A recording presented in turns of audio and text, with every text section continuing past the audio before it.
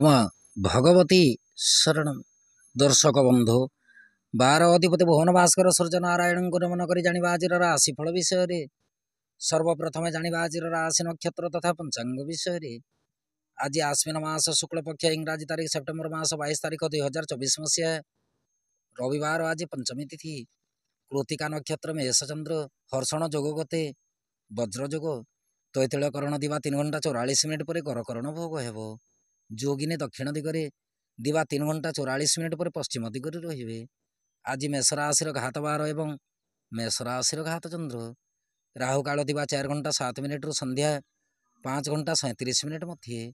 दिनटे महेंद्र बेला नास्ति। अमृत समय दिवा 12 घंटा 1 मिनिट रु दिवा 2 घंटा 24 मिनिट मध्य। राहु काल रे कौनसी आनुष्ठानिक शुभ कार्य करने शास्त्र सम्मत नुहे। एणुक महेंद्र बेलाटी सर्वोत्तम किंतु दिनटे महेंद्र बेला नथिबारु अमृत समय शुभकर्म संपादन करें। आज ग्रह स्थिति चंद्र मेष राशि बृहस्पति वृष राशि मंगल मिथुन राशि बुध सिंह राशि रवि शुक्र केतु कन्या राशि शनि मूल त्रिकोणी अवस्था कुंभ राशि और राहु मीन राशि गोचर करेंगे। दर्शक बंधु राशिफल जाना आगु जाना आज दिव्य चिंतन विषय। दिव्य चिंतन अच्छी जन्म जातक केउं स्थान ग्रह उच्चस्थ अवस्था रही है वाहन जोग प्राप्ति होता है जहाँकि द्विस्पद और चतुष्पद जान वाहन प्राप्ति जोग। ज्योतिष शास्त्र कहे रवि जदि जन्म जातक पंचम स्थान में स्वगृही अवस्था सिंह राशि रही एवं बृहस्पति एकादश स्थान में रही थे ताहले जन्म जातक प्रबल मात्रा स्वर्ण रत्नादि धन प्राप्ति करने सहित जान वाहन प्राप्ति करें।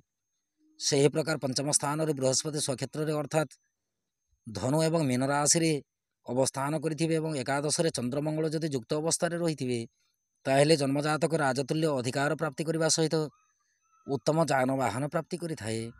जदि सिंह लग्न में रवि रही था मंगल एवं बृहस्पति युक्त होइकी केन्द्र त्रिकोण स्थान रही था ताहले ये धन वृद्धि करने सहित उत्तम जान वाहन प्राप्ति करें। दर्शक बंधु ये थिला जन्म जातक वाहन प्राप्ति जोग। एवं आसतु जाना आज राशिफल विषय। राशिफलटी आपण चंद्र राशि पर आधारित। आपण जन्मगोष्ठी चंद्रमा जो राशि अवस्थान करी सी हूँ आपण चंद्र राशि व जन्म राशि।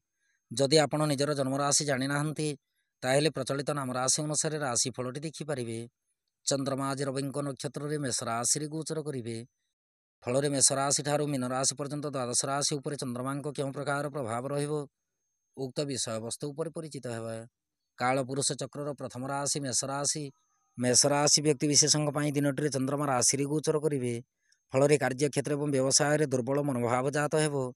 सरकारी बेसरकारी कर्म को लेकिन चिंतित रही पारते। दाम्पत्य और प्रेम संपर्क दुर्बल रही पारे। आर्थिक स्थिति विशेष सुखदायक नुहे। स्वास्थ्य शरीर प्रति ध्यान रखु। यात्रा दिनटे मध्यम फलदायक। विद्यार्थी और महिला मान कार्यक्षेत्र में अनवरत कर्मचंचल रे। आपण शुभ रंग आज सिंदूरवर्ण रंग शुभ अंक 5।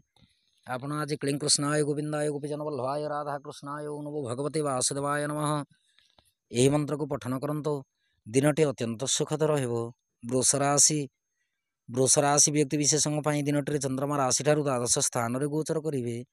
फल कार्यक्षेत्र और व्यवसाय प्रबल मात्रा शांति अनुभव करेंगे। सरकारी बेसरकारी कर्म को लेकिन आश्वस्ति प्राप्ति हो। दाम्पत्य और प्रेम संपर्क सुदृढ़ रहिबो। आर्थिक स्थिति दुर्बल रही पारे। दिनटे अपव्यय खर्चर निवृत्त रुहतु। स्वास्थ्य शरीर मध्यम उत्तम रहिबो।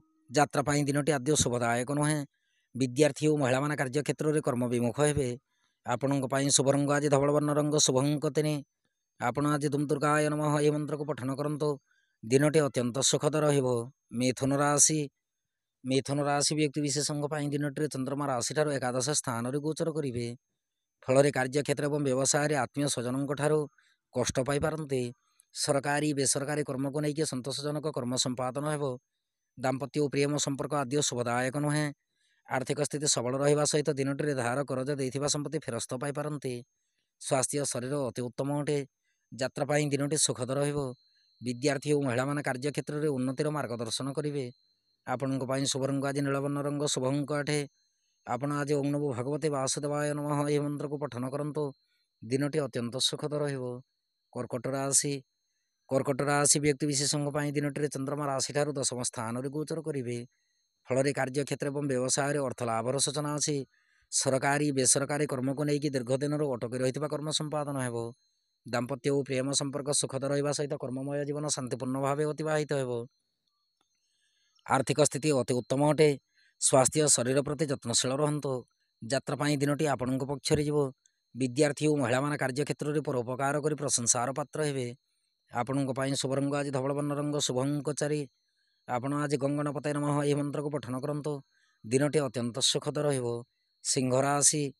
ସିଂହ ରାଶି ବ୍ୟକ୍ତିବିଶେଷଙ୍କ ପାଇଁ ଦିନଟିରେ ଚନ୍ଦ୍ରମା ରାଶିଠାରୁ ନବମ ସ୍ଥାନରେ ଗୋଚର କରିବେ। ଫଳରେ କାର୍ଯ୍ୟକ୍ଷେତ୍ର ଏବଂ ବ୍ୟବସାୟରେ ଆକସ୍ମିକ ଧନ କ୍ଷୟର ସୂଚନା ପରିଲକ୍ଷିତ ହୁଏ। ସରକାରୀ ବେସରକାରୀ କର୍ମକୁ ନେଇକି ସୂଚନା ଅନୁଶୋଚନା ଭିତରେ ସମୟ ଅତିବାହିତ ହୋଇପାରେ। ଦାମ୍ପତ୍ୟ ଓ ପ୍ରେମ ସମ୍ପର୍କ ସଦୃଢ଼ ରଖନ୍ତୁ। ସହଧର୍ମିଣୀଙ୍କ ପରାମର୍ଶ ଅନୁସାରେ ଗୃହ କାର୍ଯ୍ୟ ସମ୍ପାଦନ କରନ୍ତୁ। ଆର୍ଥିକ ସ୍ଥିତି ବିଶେଷ ସୁଖଦାୟକ ନୁହେଁ। ସ୍ୱାସ୍ଥ୍ୟ ଶରୀର ମଧ୍ୟମରୁ ଉତ୍ତମ ରହିବ। ଯାତ୍ରା ପାଇଁ ଦିନଟି ମଧ୍ୟମ ଫଳଦାୟକ। ବିଦ୍ୟାର୍ଥୀ ଓ ମହିଳାମାନେ କାର୍ଯ୍ୟକ୍ଷେତ୍ରରେ ଆଶାତୀତ ଫଳ ପ୍ରାପ୍ତି କରିବେ। ଆପଣଙ୍କ ପାଇଁ ଶୁଭ ରଙ୍ଗ ଆଜି ଫିକା ଗୋଲାପୀ ରଙ୍ଗ, ଶୁଭ ଅଙ୍କ 1। ଆପଣ ଆଜି କ୍ଲିଂ ମନ୍ତ୍ରକୁ 54 ଥର ପଠନ କରନ୍ତୁ। ଦିନଟି ଅତ୍ୟନ୍ତ ସୁଖଦ ରହିବ। କନ୍ୟା ରାଶି। କନ୍ୟା ରାଶି ବ୍ୟକ୍ତିବିଶେଷଙ୍କ ପାଇଁ ଦିନଟିରେ ଚନ୍ଦ୍ରମା ରାଶିଠାରୁ ଅଷ୍ଟମ ସ୍ଥାନରେ ଗୋଚର କରିବେ। ଫଳରେ କାର୍ଯ୍ୟକ୍ଷେତ୍ର ଏବଂ ବ୍ୟବସାୟରେ ଆୟ ସ୍ଥିତିରେ ଦୁର୍ବଳ ଭାବ ଦେଖାଯିବ। ସରକାରୀ ବେସରକାରୀ କର୍ମକୁ ନେଇକି ମନୋନୀତ କର୍ମ ସମ୍ପାଦନ ହେବ। ଦାମ୍ପତ୍ୟ ଓ ପ୍ରେମ ସମ୍ପର୍କ ଅତି ଉତ୍ତମ ଅଟେ।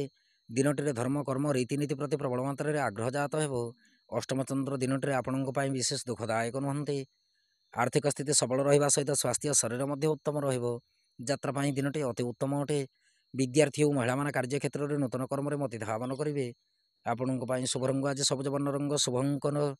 ଆପଣ ଆଜି ଗଣେଶଙ୍କୁ ଦୁର୍ବା ଅର୍ପଣ କରନ୍ତୁ। ଦିନଟି ଅତ୍ୟନ୍ତ ସୁଖଦ ରହିବ। ତୁଳା ରାଶି। ତୁଳା ରାଶି ବ୍ୟକ୍ତିବିଶେଷଙ୍କ ପାଇଁ ଦିନଟିରେ ଚନ୍ଦ୍ରମା ରାଶିଠାରୁ ସପ୍ତମ ସ୍ଥାନରେ ଗୋଚର କରିବେ। ଫଳରେ କାର୍ଯ୍ୟକ୍ଷେତ୍ର ଏବଂ ବ୍ୟବସାୟରେ ଅପବ୍ୟୟ ଖର୍ଚ୍ଚର ସୂଚନା ଅଛି। ମିଳିତ ବ୍ୟବସାୟକୁ ନେଇକି ତରତର ନିଷ୍ପତ୍ତି ନିଅନ୍ତୁ ନାହିଁ। ସରକାରୀ ବେସରକାରୀ କର୍ମ ତଥା ରାଜନୀତି କ୍ଷେତ୍ରରେ ସତର୍କତା ଅବଲମ୍ବନ କରନ୍ତୁ। ଦାମ୍ପତ୍ୟ ଓ ପ୍ରେମ ସମ୍ପର୍କ ମଧ୍ୟମରୁ ଉତ୍ତମ ରହିବ। ଆର୍ଥିକ ସ୍ଥିତି ବିଶେଷ ସୁଖଦାୟକ ନହେଲେ ମଧ୍ୟ ଦୁଃଖଦାୟକ ନୁହେଁ। ଜ୍ଞାତି ପରିବାର ବନ୍ଧୁବର୍ଗଙ୍କ ଠାରୁ ସାହାଯ୍ୟ ସହାନୁଭୂତି ପ୍ରାପ୍ତି ହେବ। ସ୍ୱାସ୍ଥ୍ୟ ଶରୀର ଅତି ଉତ୍ତମ ରହିବ। ଯାତ୍ରା ପାଇଁ ଦିନଟି ଅମୃତ ତୁଲ୍ୟ। ବିଦ୍ୟାର୍ଥୀ ଓ ମହିଳାମାନେ କାର୍ଯ୍ୟକ୍ଷେତ୍ରରେ ସ୍ୱାସ୍ଥ୍ୟ ହାନିର ସୂଚନା ଲକ୍ଷ୍ୟ କରିବେ। ଆପଣଙ୍କ ପାଇଁ ଶୁଭ ରଙ୍ଗ ଆଜି ଧବଳ ବର୍ଣ୍ଣ ରଙ୍ଗ, ଶୁଭ ଅଙ୍କ 7। ଆପଣ ଆଜି ସିଦ୍ଧକୁଞ୍ଚିକା ମନ୍ତ୍ର ପଠନ କରନ୍ତୁ। ଦିନଟି ଅତ୍ୟନ୍ତ ସୁଖଦ ରହିବ। ବିଛା ରାଶି। ବିଛା ରାଶି ବ୍ୟକ୍ତିବିଶେଷଙ୍କ ପାଇଁ ଦିନଟିରେ ଚନ୍ଦ୍ରମା ରାଶିଠାରୁ ଷଷ୍ଠ ସ୍ଥାନରେ ଗୋଚର କରିବେ। ଫଳରେ କାର୍ଯ୍ୟକ୍ଷେତ୍ର ଏବଂ ବ୍ୟବସାୟରେ ବନ୍ଧୁ ମିଳନର ସୁଯୋଗ ପ୍ରାପ୍ତି ହେବ। ସରକାରୀ ବେସରକାରୀ କର୍ମକୁ ନେଇକି ଆଶାତୀତ ଫଳ ପ୍ରାପ୍ତିରେ ବିଳମ୍ବ ଯୋଗ ଦେଖାଯାଇପାରେ। ଗୁପ୍ତ ଶତ୍ରୁ ଜାତ ହୋଇପାରନ୍ତି। ଏଣୁକରି ଶତ୍ରୁ ପକ୍ଷରୁ ନିବୃତ୍ତ ରହିବେ। ଦାମ୍ପତ୍ୟ ଓ ପ୍ରେମ ସମ୍ପର୍କ ସଦୃଢ଼ ରଖନ୍ତୁ। ଆର୍ଥିକ ସ୍ଥିତି ବିଶେଷ ସୁଖଦାୟକ ନୁହେଁ। ସ୍ୱାସ୍ଥ୍ୟ ଶରୀର ପ୍ରତି ଧ୍ୟାନ ରଖିବା ସହିତ ଯାତ୍ରା ସମୟରେ ସତର୍କତା ଅବଲମ୍ବନ କରନ୍ତୁ। ବିଦ୍ୟାର୍ଥୀ ଓ ମହିଳାମାନେ କାର୍ଯ୍ୟକ୍ଷେତ୍ରରେ କର୍ମଚଞ୍ଚଳ ରହିବେ। ଆପଣଙ୍କ ପାଇଁ ଶୁଭ ରଙ୍ଗ ଆଜି ସିନ୍ଦୁର ବର୍ଣ୍ଣ ରଙ୍ଗ, ଶୁଭ ଅଙ୍କ 5। ଆପଣ ଆଜି ଦେବୀ ମନ୍ଦିରରେ ଘୃତଦୀପ ଅର୍ପଣ କରନ୍ତୁ। ଦିନଟି ଅତ୍ୟନ୍ତ ସୁଖଦ ରହିବ। ଧନୁରାଶି। ଧନୁରାଶି ବ୍ୟକ୍ତିବିଶେଷଙ୍କ ପାଇଁ ଦିନଟିରେ ଚନ୍ଦ୍ରମା ରାଶିଠାରୁ ପଞ୍ଚମ ସ୍ଥାନରେ ଗୋଚର କରିବେ। ଫଳରେ କାର୍ଯ୍ୟକ୍ଷେତ୍ର ଏବଂ ବ୍ୟବସାୟରେ ଅଘଟଣ କର୍ମ କିଛି ଘଟିତ ହୋଇପାରେ। ସରକାରୀ ବେସରକାରୀ କର୍ମକୁ ନେଇକି ଶତ୍ରୁ ଭୟର ସୂଚନା ଅଛି। ଉପରିସ୍ଥ କର୍ମଚାରୀଙ୍କ ପରାମର୍ଶ ଅନୁସାରେ କର୍ମ ସମ୍ପାଦନ କରନ୍ତୁ। ଦାମ୍ପତ୍ୟ ଓ ପ୍ରେମ ସମ୍ପର୍କ ବିଶେଷ ସୁଖଦାୟକ ନୁହେଁ। ଆର୍ଥିକ ସ୍ଥିତି ଦୁର୍ବଳ ରହିପାରେ। ସ୍ୱାସ୍ଥ୍ୟ ଶରୀର ପ୍ରତି ଧ୍ୟାନ ରଖିବା ସହିତ ଯାତ୍ରା ସମୟରେ ସତର୍କତା ଅବଲମ୍ବନ କରନ୍ତୁ। ବିଦ୍ୟାର୍ଥୀ ଓ ମହିଳାମାନେ କାର୍ଯ୍ୟକ୍ଷେତ୍ରରେ ଅନ୍ୟ ଉପରେ ନିର୍ଭରଶୀଳ ରହିବେ। ଆପଣଙ୍କ ପାଇଁ ଶୁଭ ରଙ୍ଗ ଆଜି ଫିକା ଗୋଲାପୀ ରଙ୍ଗ, ଶୁଭ ଅଙ୍କ 3। ଆପଣ ଆଜି ଦୁର୍ଗା ନବାକ୍ଷରୀ ମନ୍ତ୍ର ପଠନ କରନ୍ତୁ। ଦିନଟି ଅତ୍ୟନ୍ତ ସୁଖଦ ରହିବ। ମକର ରାଶି। ମକର ରାଶି ବ୍ୟକ୍ତିବିଶେଷଙ୍କ ପାଇଁ ଦିନଟିରେ ଚନ୍ଦ୍ରମା ରାଶିଠାରୁ ଚତୁର୍ଥ ସ୍ଥାନରେ ଗୋଚର କରିବେ। ଫଳରେ କାର୍ଯ୍ୟକ୍ଷେତ୍ର ଏବଂ ବ୍ୟବସାୟରେ ଚିନ୍ତିତ ରହିବା ସହିତ ସରକାରୀ ବେସରକାରୀ କର୍ମକୁ ନେଇକି ବାଦ ବିବାଦ ଉତ୍ପନ୍ନ ହୋଇପାରେ। ଫଳରେ କାର୍ଯ୍ୟକ୍ଷେତ୍ର ଏବଂ ବ୍ୟବସାୟରେ ସତର୍କତା ଅବଲମ୍ବନ କରିବେ। ସରକାରୀ ବେସରକାରୀ କର୍ମକୁ ନେଇକି ବାଦ ବିବାଦ ଉତ୍ପନ୍ନ ହେବ। ଦାମ୍ପତ୍ୟ ଓ ପ୍ରେମ ସମ୍ପର୍କ ସଦୃଢ଼ ରଖନ୍ତୁ। ସହଧର୍ମିଣୀଙ୍କ ପରାମର୍ଶ ଅନୁସାରେ ଗୃହ କାର୍ଯ୍ୟ ସମ୍ପାଦନ କରନ୍ତୁ। ଆର୍ଥିକ ସ୍ଥିତି ଦୁର୍ବଳ ରହିପାରେ। ଆବଶ୍ୟକ ସ୍ଥଳେ ଋଣ ଗ୍ରହଣ କରିପାରନ୍ତି। ସ୍ୱାସ୍ଥ୍ୟ ଶରୀର ପ୍ରତି ଧ୍ୟାନ ରଖିବା ସହିତ ଯାତ୍ରା ସମୟରେ ସତର୍କତା ଅବଲମ୍ବନ କରନ୍ତୁ। ବିଦ୍ୟାର୍ଥୀ ଓ ମହିଳାମାନେ କାର୍ଯ୍ୟକ୍ଷେତ୍ରରେ ଆଶାତୀତ ଫଳ ପ୍ରାପ୍ତିରେ ବିଳମ୍ବ ଯୋଗ ଲକ୍ଷ୍ୟ କରିବେ। ଆପଣଙ୍କ ପାଇଁ ଶୁଭ ରଙ୍ଗ ଆଜି ଘନ ନୀଳ ରଙ୍ଗ, ଶୁଭ ଅଙ୍କ 8। ଆପଣ ଆଜି ଓଙ୍କାର ମନ୍ତ୍ରକୁ ଉଚ୍ଚାରଣ କରନ୍ତୁ। ଦିନଟି ଅତ୍ୟନ୍ତ ସୁଖଦ ରହିବ। କୁମ୍ଭ ରାଶି। କୁମ୍ଭ ରାଶି ବ୍ୟକ୍ତିବିଶେଷଙ୍କ ପାଇଁ ଦିନଟିରେ ଚନ୍ଦ୍ରମା ରାଶିଠାରୁ ତୃତୀୟ ସ୍ଥାନରେ ଗୋଚର କରିବେ। ଫଳରେ କାର୍ଯ୍ୟକ୍ଷେତ୍ର ଏବଂ ବ୍ୟବସାୟରେ ବାଦ ବିବାଦ କର୍ମରେ ମତି ଧାବନ ହେବ। ସରକାରୀ ବେସରକାରୀ କର୍ମକୁ ନେଇକି ଆର୍ଥିକ ସ୍ଥିତି ଦୁର୍ବଳ ରହିପାରେ। ଦାମ୍ପତ୍ୟ ଓ ପ୍ରେମ ସମ୍ପର୍କ ସଦୃଢ଼ ରଖନ୍ତୁ। ଆର୍ଥିକ ସ୍ଥିତି ବିଶେଷ ସୁଖଦାୟକ ନୁହେଁ। ସ୍ୱାସ୍ଥ୍ୟ ଶରୀର ପ୍ରତି ଧ୍ୟାନ ରଖିବା ନିତାନ୍ତ ଆବଶ୍ୟକ। ଯାତ୍ରା ସମୟରେ ଅନ୍ୟ କାହାରି ଉପରେ ବିଶେଷ ଭରସା ରଖନ୍ତୁ ନାହିଁ। ବିଦ୍ୟାର୍ଥୀ ଓ ମହିଳାମାନେ କାର୍ଯ୍ୟକ୍ଷେତ୍ରରେ ସନ୍ତାପିତ ହେବାର ସୂଚନାରୁ ଜଣାଯାଏ। ଆପଣଙ୍କ ପାଇଁ ଶୁଭ ରଙ୍ଗ ଆଜି ଘୃତବର୍ଣ୍ଣ ରଙ୍ଗ, ଶୁଭଙ୍କ 6। ଆପଣ ଆଜି ରାମ ରକ୍ଷା ସ୍ତୋତ୍ର ପାଠ କରନ୍ତୁ। ଦିନଟି ଅତ୍ୟନ୍ତ ସୁଖଦ ରହିବ।